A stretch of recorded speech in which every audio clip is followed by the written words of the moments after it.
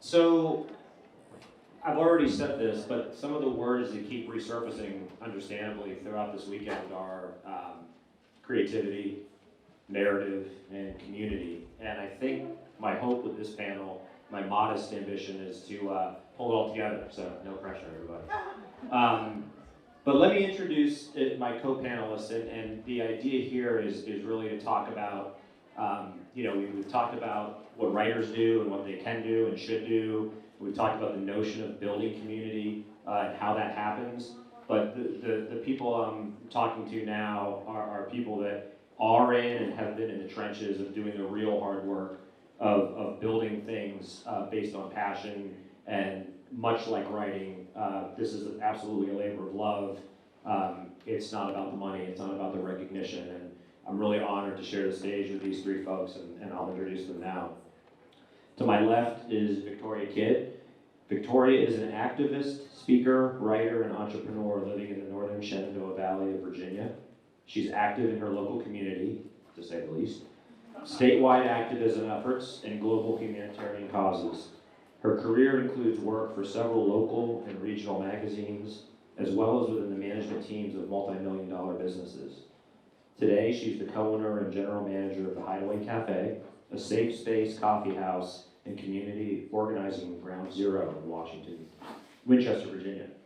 The cafe is committed to ensuring patrons enjoy a safe space for all guests, regardless of race, color, national origin, age, sex, sexual orientation, gender identity, gender expression, religion, etc.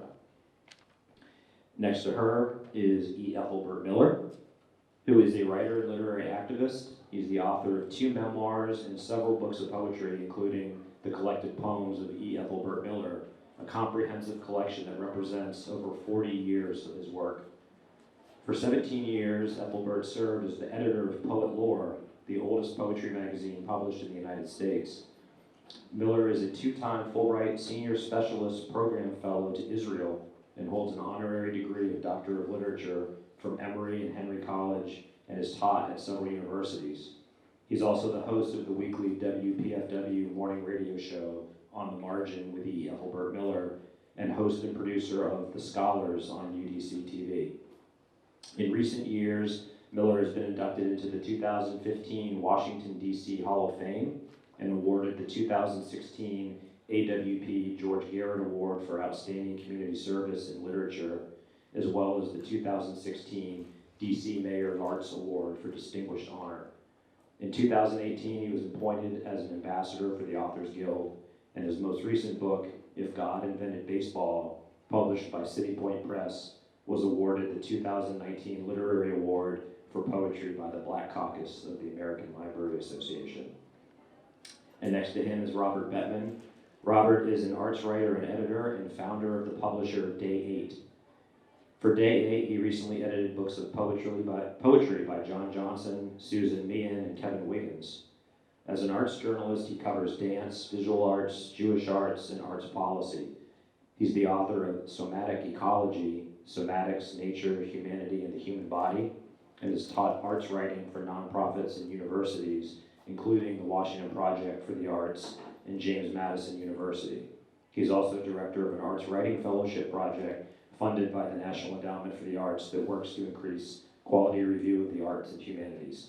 Please welcome Victoria, Ethelbert, and Robert.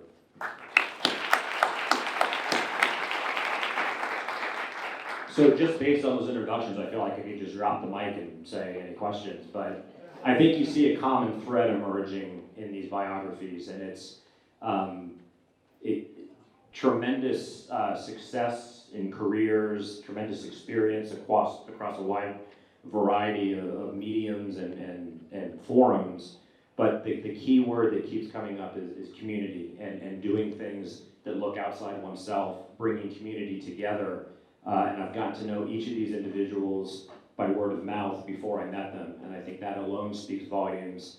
When I first came to Winchester and started spending time out here, by far, one of the first people everyone told me I had to meet was Victoria, because the space that she's cultivated at Hideaway is tapping into exactly what we've been talking about all weekend, which is simply, and it's not simple, but it's simply a place where people can come together and feel safe and converse, celebrate humanity, have discussion, and do so in a positive manner.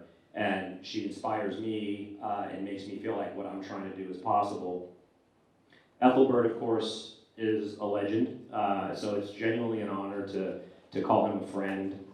And I think all of us that are here this weekend as literary citizens, we're really walking in the footsteps that he blazed going back several decades. And I wasn't surprised to find out once I got to know Robert that Ethelbert and Robert know each other, and I think that's the other theme that's emerged. We've talked this weekend about literary community and building community and supporting one another, and I've found through this experience the last couple of years that the world is larger than I thought, but also smaller, and people that know people are the people that are making things happen. So I would love each of you to kind of talk about, because a lot of the other guests this week that have talked about, how would you define community, and what are you doing, or what are some of the things you do to create and celebrate community? No pressure going first. So, thank you for that introduction, first of all. I don't feel like I'm that impressive by comparison, but I appreciate it. So, community, you know, for me, having been an activist, particularly in the LGBTQ spectrum for 20 plus trailing off years now, really came together and came into focus for me after I opened Hideaway. So Hideaway is just a tiny little 40-seat restaurant at the end of the walking mall. We serve coffee, tea, sandwich, salads, things like that. But in the course of developing that business, which was intended to be a safe space for marginalized community, what I realized was people who are in the arts, whether they're poets or they're painters or they're dancers or anyone else, we often live on the fringes of everyone else. We think inherently differently than everyone else. And as that occurs, we're also always looking for an outlet to find other people who also live on the fringes. And that is my great privilege, is to own a business where people just naturally gravitated to, because, you know, we put the giant pride flag in the window. We have a menu that's available in Spanish and a sticker on the window that says, "You're welcome here, come in and get a menu in Spanish." And then we have all these events that are related to community. So we have open mic nights and we have things like that. And what I've discovered is that as you allow people a place where they really genuinely feel they belong and they feel that they are welcome, and you try to take that 10 seconds to get to know them and to introduce them to other people where they can cultivate friendships, that community is created. And it actually is, it doesn't take much to have that spark of a place available to people. It's really just saying, you know, we have these open doors and we're looking to have a place where people can come and be their authentic selves with other people. And it just naturally turns out that they happen to mostly be creatives. So I found that to be very, very interesting, is that we have, our bar was built by John Barry, and everyone knows he's just an incredible poet that lives there, you know, and we have poets that come to our spoken word nights, and then they come back and they work on their, you know, they're writing their manuscripts there. We have 5 people who have finished their manuscripts, the very last word, at my business, and I think that that is quite incredible. And if you do that, we give you a champagne toast, by the way. You know, I think communities is just developing a space, whether it is a for-profit business, whether it is a nonprofit, whether it's your front porch, where people just can come and connect with each other in a safe place, that their expressions are valued. And I think that's the biggest point that I want to underline, is that their expressions, whatever that expression is valued. I'll read something that I prepared for this panel. I think it's always important to define what we mean by community. What are our expectations? What happens within communities? How do communities change? How do they determine and shape our identity as citizens? This is important when we are talking about writers, poets, novelists, playwrights, and especially journalists. The best communities are those that are fluid or flexible. Communities in which people can easily join or leave, move or die. The life and breath of a community is linked to its mobility and ability to morph and move into the future. For many years, I viewed the literary community of Washington, D.C. as being one that was underdeveloped. D.C. was not a destination city for writers. In my early years as a literary activist, I took the approach of building a literary community in much the same manner as one would pursue the beloved community. If you look around and cannot witness or experience the beloved community, then you must accept the responsibility of bringing it into existence. I did this in 1974 when I started my Ascension Poetry Reading Series. I started it on Howard's campus with the goal of bringing DC community poets together with Howard University campus poets. I was bridging the divide between campus and city. I was also dealing with a racial divide when it came to outlets and opportunities. Many of the black poets I met and knew back in 1974 had few publication outlets or access to being invited to places like the Fulton Shakespeare Library, the Textile Museum, or even bookstores across the city. My Ascension series created a community among black poets. As my series grew, I extended invitations to writers outside DC. I gave a number of Asian poets and Puerto Rican poets living in New York their first readings in Washington, D.C. Those invitations to read also created lasting friendships. Today, the Washington area is much different from what it was in the 1970s and 1980s. All our communities have changed, including the literary one. 2 weeks ago, I interviewed on my radio show Rachel Kuntz and Courtney Sexton, the co-founders of The Inner Loop, a literary series that embraces the vibrancy of a new Washington. People are constructing and building new venues. They're doing this while upholding commitment to the diversity, to the various voices of American writers. As we continue to celebrate the 200th anniversary of Walt Whitman's birth, we are reminded that certain things like democracy and openness and tolerance are essential for sustaining of communities. Vital to literary communities are resources, cultural infrastructure, economic support, and visionary action. The last is perhaps the most important because it forces one to contemplate the process of creativity and the power of art. Looking ahead, how will we begin to measure the impact of the spoken and written word on our communities? How will we regulate art as well as commerce in the future? How will our technology interact with our poetry? How will my art survive the climate change of hatred and the erosion of decency? What should I seek to preserve and protect in my community? At times, these are moral and ethical issues that demand deep thought and critical thinking. Time for critical thinking. Possibly follow this. I'm the founder of a nonprofit called Day 8. The notion of Day 8 is that we can be part of the healing of the world through the arts by staying in the present moment. This is a concept that, as one is a part of a company day after day for years, gets actually, well, sometimes easier to do, but generally harder and harder to do day after day to have it be the first moment after creation. But I do think that there's something of community that we get caught up in the past, we get caught up in the future, and I do believe that there is a role for the arts in creating a new world, even within the arts.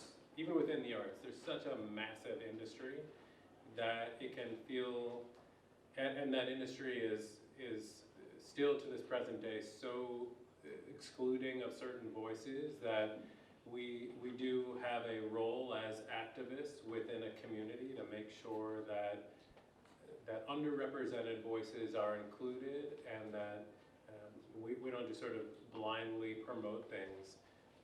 When I think about the various projects that we're doing with Day 8, one of the things that ties them together is sort of understanding the nature of action by an individual creator as representative of a community.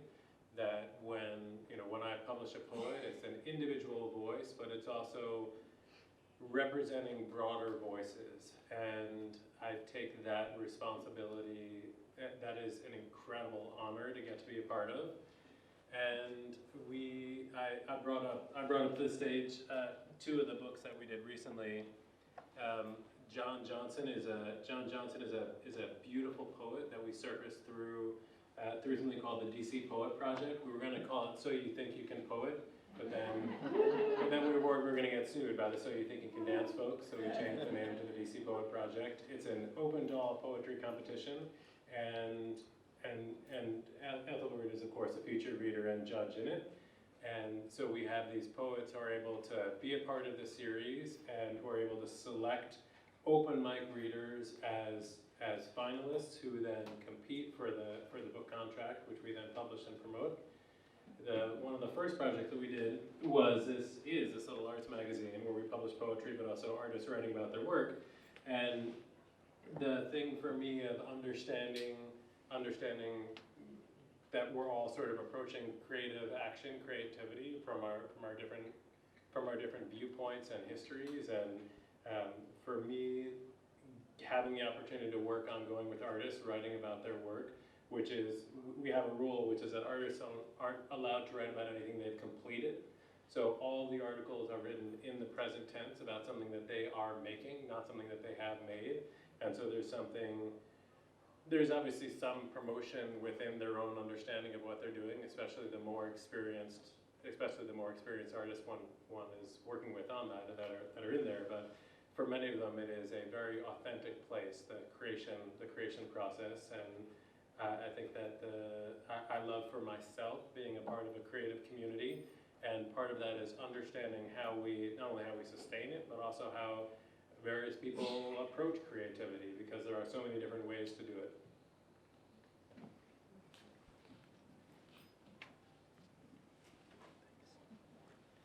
So we kicked off the festival yesterday, and I talked about how the cliche "build it and they will come" is not true. It's not, or if you have that philosophy and actually think that, you're probably deluded and you're probably going to be disappointed. However, throughout the course of the weekend, what I've really kind of come to realize is we can exist in between these extremes, and I think it's also fair to say, if you don't build it, not only will nobody come, but you're not going anywhere. And I think to put a real fine point on some of the things we've really touched on throughout every panel is really talking about this notion of being part of your literary community, being part of your local community, being part of your online community, helping lift others and being involved. I think the mission of this ongoing discussion is the notion of it's incumbent on all of us to support those that are doing the heavy lifting and getting in the trenches and putting their lives on the line to a very real extent. Maybe talk a little bit about this notion of build it and they will come, and what that means or what it doesn't mean, and how you've each fought against apathy, both personally and also motivating others and getting people to believe in the community. So the first thing that I have to tell you is that the hardest thing you'll ever do in your life and the dumbest thing you'll ever do in your life is try to open a restaurant. It is. There's a joke that says, how do you make $2 million in a restaurant? You start with $1 million. And that is 100% true. So in terms of building it and apathy, it has more than one time been a day where I've said, you know what, I think I'm just going to go in today, have a nice cup of coffee, and burn it to the ground. And thankfully, I haven't done that. So, but it has crossed my mind a couple times a month. But then what happens is, you have that morning where you walk in and all the bills are due, and it's a slow month like July, or there's somebody just walked off the job and someone else, did something. And then someone comes in and they're sitting at the bar and they're working on whatever their project is, or they're talking about, what their kids are doing in school, or any number of things. Or, very often in our case, because we are a safe and accepting space, we have to train our bartenders to handle emotional distress, which is something that I don't think most people have to do in their restaurants, because we quite often have people that come in and maybe they have been rejected for one of the prizes that they were trying to achieve. Maybe they have, last week someone found out that they were not accepted to law school after having strove for that for years and years and years. And they cry in my restaurant. And so that is a very odd thing that we have determined is part of that inclusive concept of community, and is part of our mission, is in terms of being that safe space, is that saying, you can come in here with your whole person, the concept of the whole person, all the baggage that you bring with you everywhere you go. that most of which you tuck into a closet when you go and interact with strangers and people you don't know. Well, that baggage is totally free to dump out on the bar at Hideaway, and people do that all the time. And so I'm so glad that we did hustle through those days where the apathy is so strong and all you want to do is like go home and watch Stranger Things and, you know, whatever it is that is the thing at that moment. But the reality is to hustle through and try to continue to cultivate those relationships and keep going on, keep pushing on those projects with these events and these things that you're working on, because so many people come to rely on you. And I think that once there's no magic to it. Any person in this room can do it. Once you have an idea, and once you have a thing that you're looking to do and a thing that you're wanting to create, and in terms of the specific focus of this panel talking about community, if it's just creating a writing circle that meets at the Waffle House, like whatever it is, once you do that, and once you make that commitment to doing that, suddenly, if it's one person, or if it is 200 guests a day, in my case, it doesn't matter. People now rely on you. And that's what helps you fight that apathy, is that once someone is relying on you to be there for them, or to be maybe their accountability partner in their writing process, whatever it is, that creates that push, so that you do have to wake up every morning and you remember, you know, like this morning I was really, really exhausted, but I have 25 guests that's coming to 1980s trivia tonight. You know, you just have to get up and you have to work, and you have to know that this is part of their safe space, and this is part of their community, and this is part of why they love living here. So having that accountability back to your stakeholders, whether it's your husband or your dog or whatever, helps you fight all the apathy in the community building process. I'll change this discussion. The problem about building communities, constructing things, we sometimes forget the other issues that are very important in our communities. One of the things that Sean didn't read is in my bio notes, long bio notes, is I was one of the founders of the Humanities Council of Washington, D.C. We placed an emphasis on preservation. And those of us who are writers here, especially memoir writers, we're dealing with memory, okay? If you look around the country today, okay, communities are being created. Gentrification is also taking place. If you go to a city like Jerusalem, you begin to realize, okay, there's cities on top of cities, okay? So it's very important, if you're gonna build something here, what are you building it on over? Every city in the United States has a major writer or literary history that needs to be documented. If you just put something out there without realizing those roots, you fail in terms of what it means to be human. You fail as a mother or father because you don't acknowledge your grandfather, your grandparents, your ancestors. So it's very important as you think about creating, that you also think about preservation. You also think about memory. What writer lived here before that we forgot? If you go to Washington, D.C., one thing I take pride on is the fact that when you walk around D.C., there's all these cultural tourism signs. Yeah, I remember when we decided to put that out there, and I had to like edit some of those things. Because what happens is that they weren't accurate because we weren't training a generation of Washingtonian historians. Okay? See, there's a lot of things happening here. I'm gonna go back to what I said here in the last session. Book reviewing, okay? Now let's look at what happens. You're trying to build something here, right?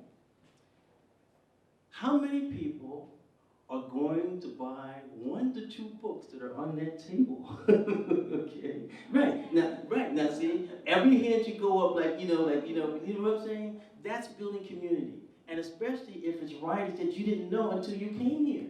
Okay, now there might be somebody say, "Oh, I have this someone's new book," but the whole thing of putting together this is building the community, and you are part of that, and you leave here and you spread that. And what happened?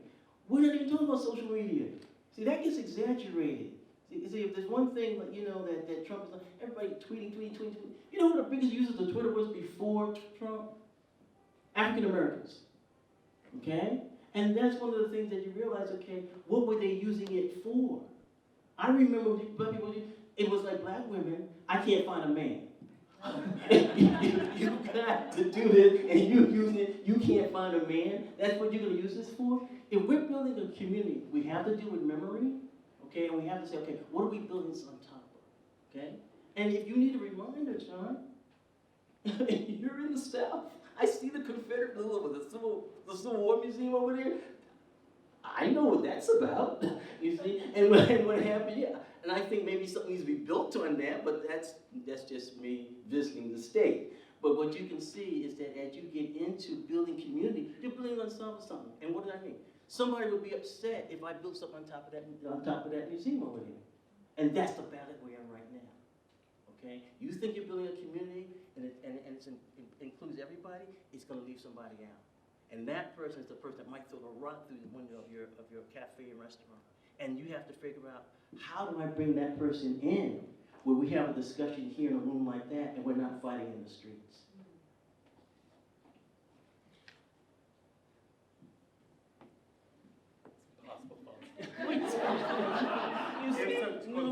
You know, he actually lives around the corner from me in D.C. And the good things are happening at your house. Sweet of you to say. So I think that we can't ignore, I think that when we're thinking about community, inclusive artistic community, that, it undergirds some of the theory of what we try to do with Day 8, is that talent is equally distributed in the population, but opportunity is not. And that opportunity is tied to economics and money. So a big part of what we try and do is raise money to be able to give it to artists to do stuff.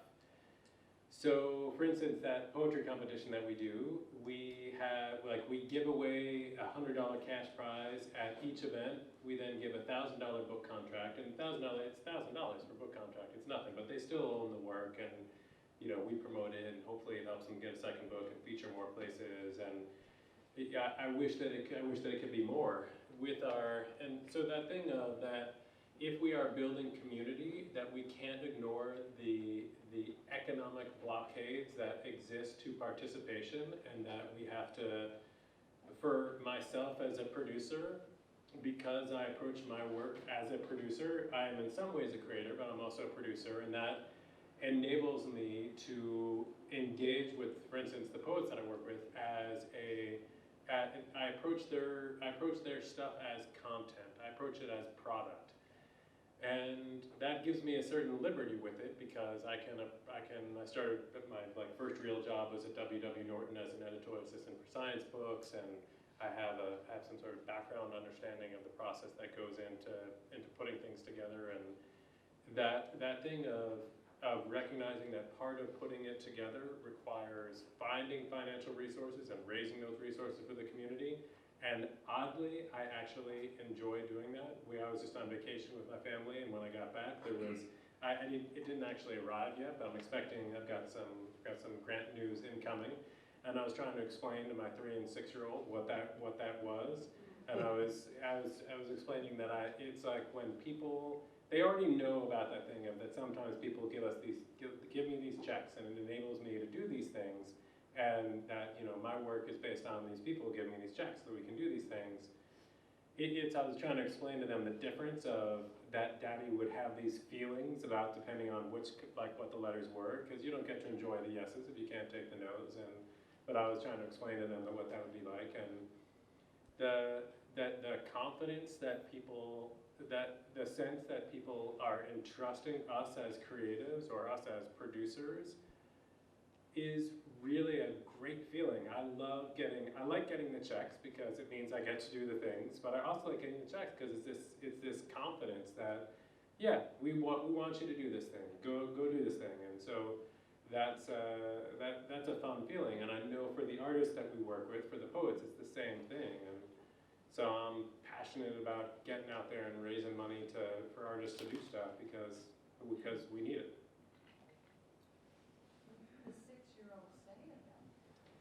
She didn't, she was just like, oh yeah, that makes sense.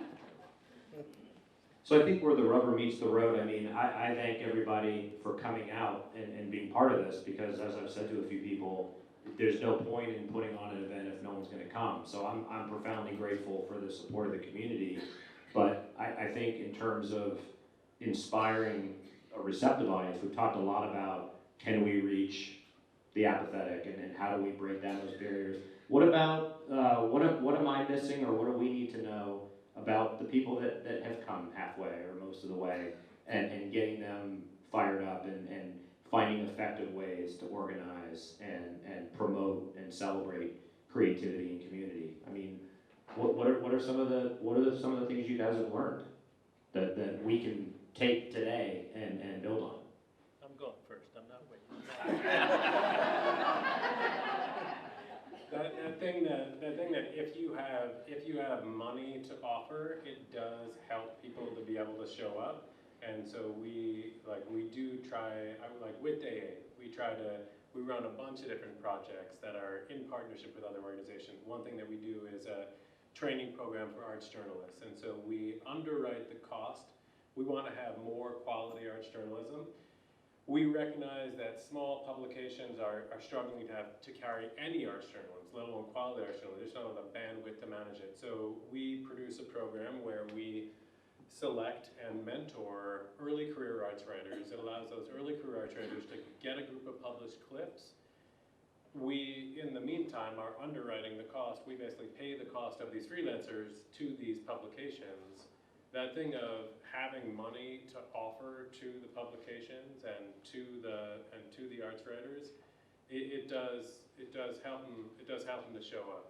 There's only so much that one can do without being paid, and so I know that's one of the things that we focus on.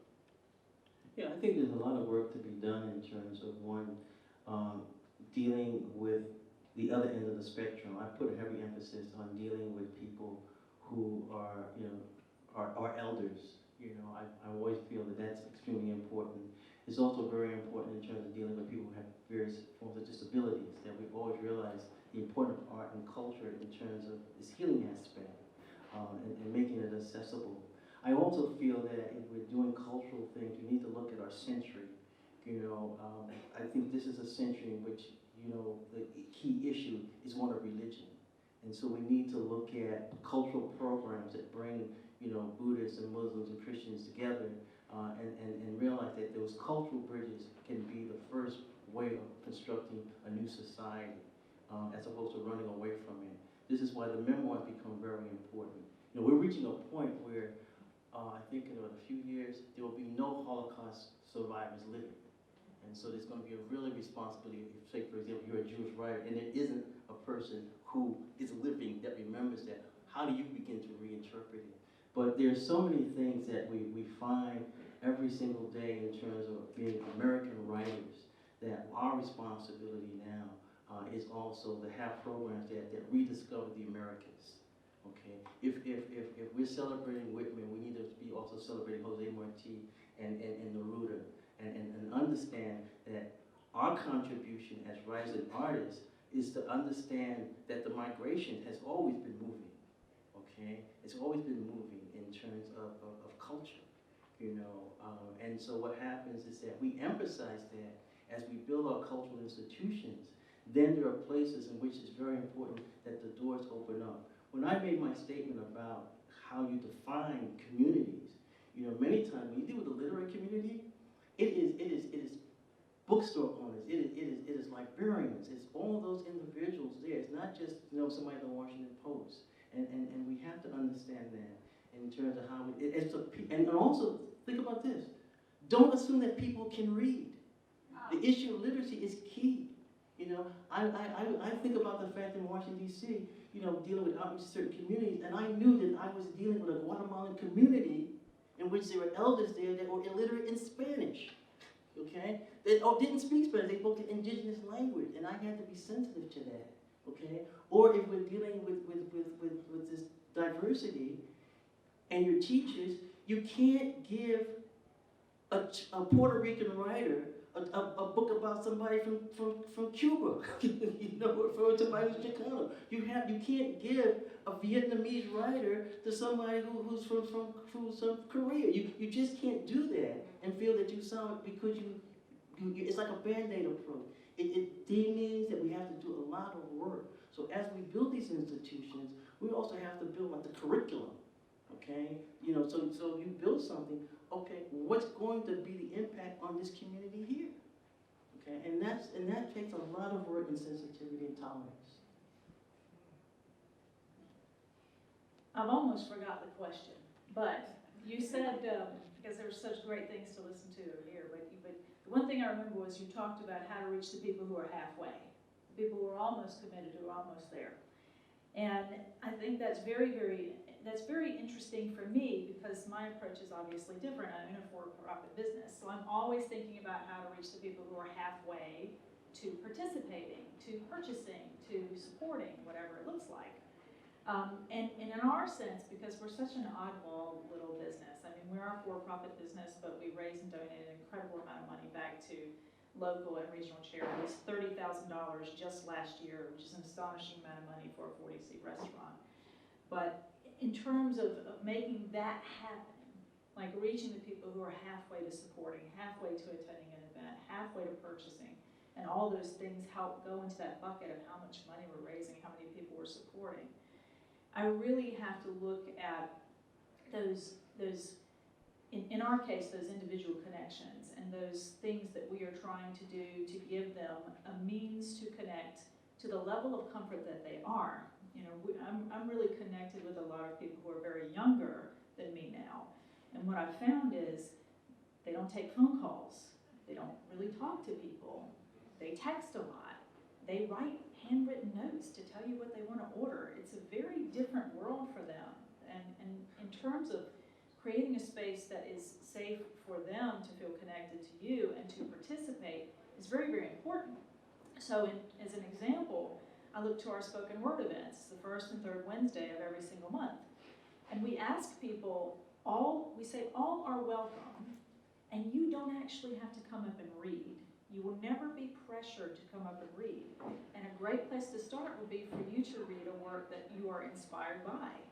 So you don't have to come in and say, I'm going to read this poem that I have created. Maybe I'm going to read something that inspired me.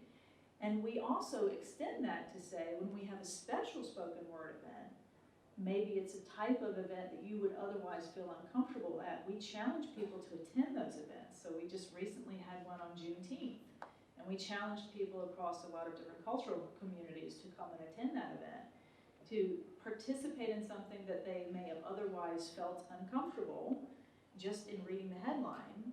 And we all know we have subconscious biases. We have to address that. We have to admit that. We have to get over that. And that is kind of what we do in terms of finding the people and meeting them halfway, is saying, you know, first of all, I have to look at you. I have to, in 10 seconds, figure out who you are and address who you are, and then try to find something that we can connect on to get you to participate and feel comfortable and engage in this community and help us build it and grow it and do more good work the next year. Thank you for that. So definitely for selfish reasons, I wanted to showcase some personal heroes, but I also want to point out that if you look at your event program, this is not a book festival. It's not a fundraiser. It's a celebration of creativity and community, and that is what I'm trying to build. And what I would hope you take away from this, aside from being entertained and enlightened, is it does require word of mouth. It does require people coming to events. It requires that passion, because otherwise events like this can't happen. So I salute the work that you guys are doing. I think it's instructive for everything we've talked about this weekend, because we've talked about how to tell stories, how to bring stories together, how to bring writers together, but without that basis of community, I think it's all for naught. In the interest of time, I'd love everyone to maybe say a parting word, and then we'll.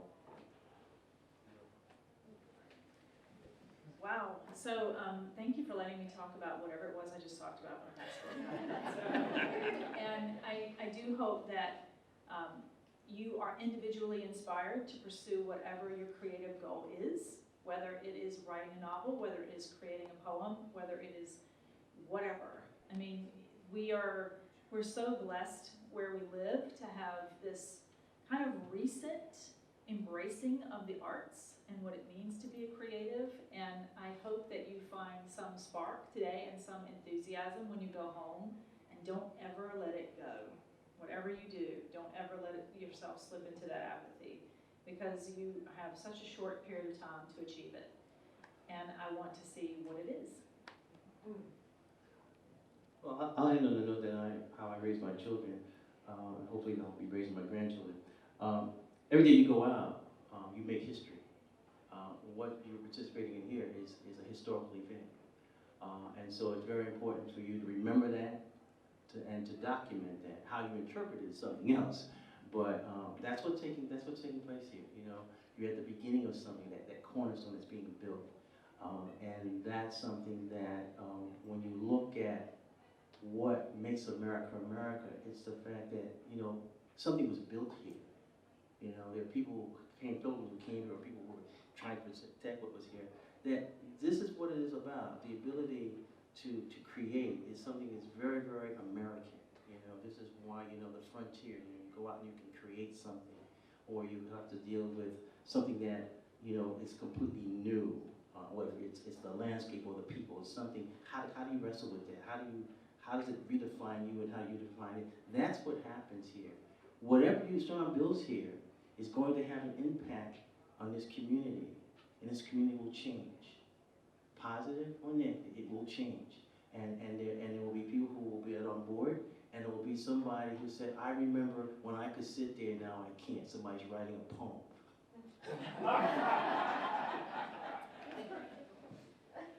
One of the things that I think American culture does poorly is navigate.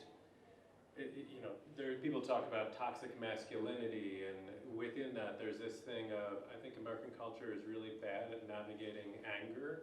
Like, there's a lot of communities that very legitimately should be pissed about stuff, should be really angry. I think the arts are actually a healthful way to process anger, and I think that we need to find ways to, that part of the role of building healthy communities is coming together, not just in the building, but also in the mourning, also in the anger and in the loss. I feel like there's something incredibly healthful in recognizing that, in embracing even the imperfection of creative process. For instance, with poetry, that if someone writes a poem about being incredibly angry about the things that they have experienced, even if it's imperfect, even in whatever extremities, that's a totally healthful way of processing it, and that we as communities need to hold, you know, we do a mitzvah, we do a good thing when we hold space for that. You're not going to drop the mic? No. Thank you all, Victoria, Ethelbert, Robert, thank you for that. And again, thank you all for being out here to support this. And I hope you walk away with some renewed passion and inspiration, and become a larger part of this community that we're all building. Thanks a lot.